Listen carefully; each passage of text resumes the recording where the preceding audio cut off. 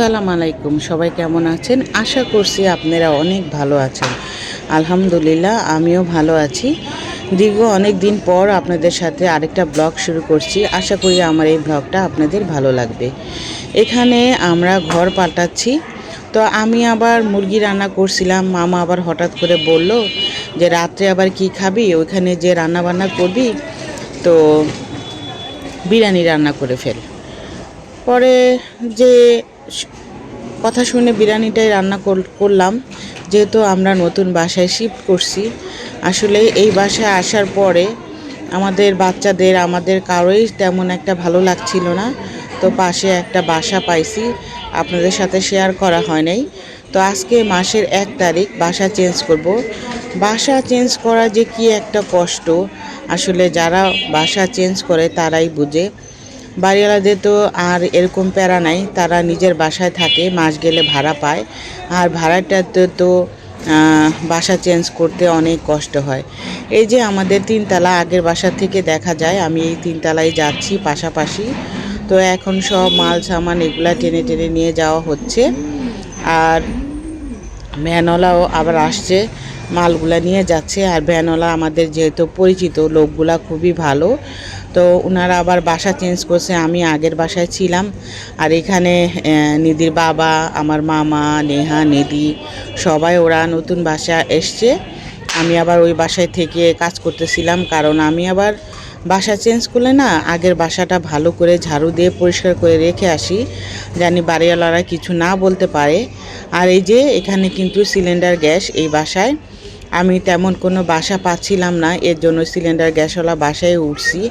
আর আমি সিলিন্ডার গ্যাসওয়ালা বাসায় উঠতাম না, কারণ এই চুলাটা মামা কিনে দিছে। তো মামা বলছে যে এত টেনশন করিস না, যখন সিলিন্ডার গ্যাস কিনতে না পারবি তখন এই চুলায় রান্না করবি। তো এই চুলাটা না মাশাআল্লাহ অনেক কাজের। আর এখানে মামা অনেকটা হেল্প করছে আমাকে। আমার ঘর ছাড়ার সময় মামাকে বলছিলাম যে মামা আপনি চলে যান কোনো বন্ধুর বাসায়, সে যাবেই না, বলে তোর অনেক কষ্ট হইবে ঘর পাল্টাইতে। তো নিজের মানুষ দেখে আমার কথা চিন্তা করছে, তাই আমি আমার মেয়েদের বলি, দেখ যে মামা দেখে দেখ, উনি এত বছর ইটালি থাকার পরেও আমার সাথে ঘর চেঞ্জ করছে, আমার সাথে কাজে হেল্প করার জন্য উনি কোথাও বন্ধুর বাসায় গেল না। ওনার আবার একটু ময়মনসিংহ যাওয়ার কথা ছিল, সেখানেও গেল না। যাই হোক, আমার সাথে অনেক কষ্ট করছে ঘর পাল্টানোর সময়। আমরা এই যে বাসা চেঞ্জ করে খাটটা আমাদের ব্যানলাই লাগাই দেওয়া যায়, আর ওয়ারড্রবের ডয়ারগুলা লাগাচ্ছে, আর ওরা এখানে বসে আবার কোক খাচ্ছিল। আমি তো ওই বাসায় সব মাল সামান নিয়ে যাচ্ছিল, দাঁড়ায় দাঁড়ায় দেখতেছিলাম। এক রুম খালি হয়েছে আর পরিষ্কার করা শুরু করে দিয়েছি, কারণ সব একসাথে করলে অনেকটা কষ্ট হবে। তো সব মাল সামান আনার পরে আমি এই যে যুদ্ধে লেগে পড়েছি, মানে কাচের জিনিসগুলো আমি এই শোকেসে রাখতেছিলাম। আর এই শোকেসটা না অনেক আগের, ভাবছি যে যখন টাকা টুকা হবে, আসলে আমাদের মধ্যবিত্তদের সবসময় চাইলেই তো আর সব কিছু চেঞ্জ করা যায় না, সময় লাগে, টাকা লাগে, টাকার উপরে নির্ভর করে, তখন আমরা যে কোনো একটা পছন্দের জিনিস কিনতে পারি। তো শোকেসটাও ভাবছি অনেক দিন ধরে যে বিক্রি করে একটা নতুন শোকেস কিনবো, দেখি আল্লাহ কি করে, যখন আল্লাহ দিবে তখন কিনবো ইনশাল্লাহ। আর এখানে এই যে ঘরের অবস্থা, এগুলা দেখে তো আমার পুরাই মাথা ঘোরাচ্ছিল। একটা একটা করে আমি কমাচ্ছি, আর একটা একটা করে মনে হয় মাথা থেকে বোঝা নামলো, কারণ মাল সামান মনে হয় বাসা পাল্টাইতে গেলে মানে একটার পর একটা, একটার পর একটা, একটার পর একটা বের হইতেই থাকে। আর এই যে নাস্তা বানাই দিছিলাম সকালবেলা, প্রথম সকাল এই বাসায় আমাদের। তো বাচ্চারা আবার নাস্তা খাবে, এই চুলায় ডিম ভাজতেছিলাম, দেখি ডিমটা লেগে যাচ্ছিল, আসলে তেল আমি কম দিছি এর জন্য। পরে আবার ওদেরকে নাস্তা বানাই দিলাম। দুপুরে আবার মামা খিচুড়ি রান্না করছিল নিজের হাতে, তো খিচুড়ি আবার সবাই মিলে খাচ্ছিল। আমি আবার খিচুড়ি খাই না, আমার জন্য মামা আবার ভাত চড়াইছে। আমি গোসল করতে গেছিলাম, অনেক কাজ করছি, করার পরে কাপড় চোপড় ধুইলাম, ধোয়ার পরে গোসল করতে গেছি, আয়সা দেখি মামা খিচুড়িও রান্না করছে, আবার আমার জন্য আলাদা করে ভাতও রান্না করছে। যাই হোক, আমাদের দিনগুলা মাশাল্লাহ ভালোই যাচ্ছে, সবাই আমাদের জন্য দোয়া করবেন।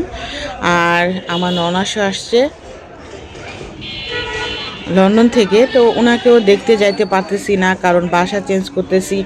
বাসা চেঞ্জ করলে যে এত কাজ, সংসারে টুকিটাকি মাল সামান বের হইতেই থাকে, আলমারি কাপড়, শোকেসের কাচের জিনিস, তারপরে ওয়ারড্রপের কাপড়, রান্নাঘরের টুমা মানে খালি বের হচ্ছে। এই যে দেখেন কোনো রকম কিন্তু আমরা গুছায় রাতে ঘুমাইছি, আজকে আবার সব একটু একটু একটু করে গুছাচ্ছি অল্প অল্প করে। আর এই যে সকালে আবার নিধির বাবা গ্যাস লাগাইলো, তো এটা দিয়ে আবার নাস্তা বানাচ্ছিলাম। তো ভাবছি যে এই চুলায় নাস্তা বানাবো আর ভাতটা রান্না করব, আর ওই চুলায় রান্না করব, মানে ইলেকট্রিক চুলায় তরকারি রান্না করব। তা না হলে কিন্তু আমাদের মধ্যবিত্তের অনেক কষ্ট হয়ে যায়। সিলিন্ডার গ্যাসের যে দাম আবার পাওয়াও যায় না। এখান দিয়ে রান্নাঘরে সব ওয়েদার দেখা যায়, আর রান্নাঘরে লাইটও জ্বালানো লাগে না। মেয়েরা তো অনেক খুশি এই বাসা পেয়ে, বলল যে মাশাল্লাহ বাসাটা অনেক সুন্দর, ছোটোর ভিতরে আমার জন্য একদম পারফেক্ট বাসাটা। আর রাস্তার উপরে, আমি তো আগে যে বাসাটা ছিলাম, যারা আমার রেগুলার ভিডিও দেখছেন তারা জানেন যে আমি আগেও 3 তলায় ছিলাম, সেই বাসার পাশেও রাস্তা ছিল। তো বাচ্চারা কোথাও যদি আমি বের হইতাম, ওরা না তেমন একটা ভয় পাইতো না। তো এখন আমি আবার বারান্দায় বসে ভয়েস দিচ্ছি, আপনাদের অনেক শব্দ আসতে পারে, দুঃখিত।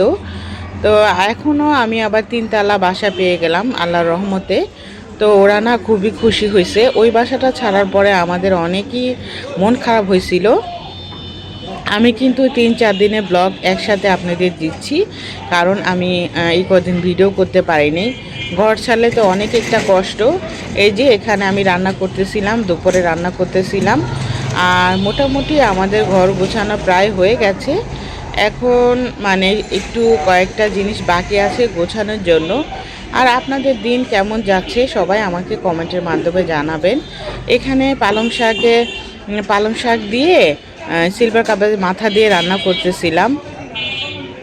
তো পালং শাকটা খেতে এত মজা হয়েছে। এখানে শাকের ভিতরে আমি টমেটো আর বেগুন ছিল, একটা বেগুন দিয়ে দিয়েছিলাম, আর শাকটা এভাবে রান্না করতেছি। এই চুলায় না অনেক সুন্দর রান্না হয়, খালি একটাই সমস্যা, আমি যে বাসায় আসছি সেই রান্নাঘরে না কারেন্টের প্লাগ নেই, এজন্য আমার ডাইনিং টেবিলে রান্না করতে হয়। তো টেবিলে রান্না করলে পানি আনো, হলুদ মরিচ আনো, একটা ঝামেলা হয়। আর ওই পাতিলে না মাছটা একদম ডুবা তেলে ভাজা লাগে, এর জন্য আমি এখানে মাছটা ভেজে তারপর ওইখানে রান্না করব। এই যে আমি তরকারি রান্না করে ফেলেছি, এখানে বেগুন দিয়ে, ফুলকপি দিয়ে, টমেটো দিয়ে রান্না করছি তরকারি। এই সবজি তরকারি কিন্তু আমার খুবই ভালো লাগে, সবজিটা আমি খুব পছন্দ করি। তো আমার মেয়েও দেখলাম সিলভার কাপ মাছ ওরা কখনো খায় না, তো এবার দেখলাম আমার নেহা অনেক মজা করে খাইছে। আর এখানে শবে-বরাতের প্রস্তুতি চলছে। আমি তো কিছুই বানাবো না, তো মামা এবার প্রথম আসছে, মামা বলল যে এত বছর পর আসছি, একটু হালুয়া না বানাইলে হয়। তো মামার জন্য হালুয়া বানাচ্ছি। আমার মেয়েরা বরাবরের মতোই সবসময় আমাকে হালুয়া বানানোর সময় বুটের ডাল ওরা দুজন বেটে দেয়, আমার আবার এই বুটের ডালটা বাটতে হয় না, ওরা দুজনই বেটে দেয়। তো বাটার পর আমি আবার হালুয়াটা বানাই নিব। মামা আবার একটু রেডি হয়ে বাইরে যাচ্ছিল, তো এখানে আবার আমার মেয়ে আমাকে সব ডালগুলা বেটে দিচ্ছিল, আমি আবার এই যে হালুয়া বানাচ্ছি। আমি না কখনো হালুয়া বানাই নাই, আমার শ্বশুরবাড়ি থাকতে না আমার শাশুড়ি, আমার ভাসুর আবার সুন্দর হালুয়া বানাইতে পারে, আমার ভাসুরি হালুয়া বানাইতো, আর মার বাড়ি থাকতে তো মাই বানাইতো। তো দেখতে দেখতে শেখা, মাশাল্লাহ অনেক ভালো হয়েছে হালুয়াটা, আমি ভাবতেও পারিনি এত ভালো হবে। আসলে বলে না সে দেখতে দেখতে আর কি মানুষ শিখে করতে করতে, একবার না পারলে 2-3 বার চেষ্টা করতে করতেই সব জিনিস রান্না করা শিখে যায়। যাই হোক, এখানে এই যে হালুয়াটা আমার প্রায় হয়ে যাচ্ছে। তো নতুন বাসায় এসে আমাদের তো দিনকাল ভালোই যাচ্ছে, আপনাদের কেমন যাচ্ছে কমেন্টের মাধ্যমে জানাবেন। আর এখানে মামা আবার সবার জন্য পিঠা বানাচ্ছিল, তো আমি আবার আমার শ্বশুরবাড়িকেও দিলাম। মামা বলল যে তো ননাস আসছে লন্ডন থেকে, পিঠা দিয়ে মজা করে খাবে। তো আমরা সবাই মিলে এখানে পিঠা মামার সাথে হেল্প করতেছিলাম। একটু পরে খালাতো বোনরা আসবে, আমাদের খালাতো বোনরা আমরা একসাথে হইলে গল্প করি, আমাদের এত ভালো লাগে, সময় কিভাবে যে পার হয়ে যায়। আর এখানে পাশাপাশি সবাই বাসা হওয়ার কারণে সবাই মাঝে মধ্যে আসে, আমি যাই, খুবই ভালো লাগে। আর এই যে সব আমার মেজো বোনও আসছে, তো আমরা এখানে গল্প করতেছিলাম মামা ভাগ্নি সবাই মিলে, আর মামা পিঠা বানাচ্ছিল। তো সবাই মিলে খুবই আনন্দের দিন কাটছিল। এই যে আমি কিন্তু জীবনও পিঠা বানাইতে পারি না, আমার মামা মাশাআল্লাহ ভালোই পিঠা বানায়। আর আমার মা তো পিঠা বানানোর রানী ছিল। আমার মা শীতকাল আসলে এত মজা মজা পিঠা বানাইতে পারতো, আর আমি তারই মেয়ে, আমি কোনো পিঠাই বানাইতে পারি না। সব করতে পারি কিন্তু পিঠাটাই জানি কেন আমার হাতে হয় না, আর আমি না সেরকমভাবে কোনো দিন চেষ্টাও করি নাই পিঠা বানানোর জন্য।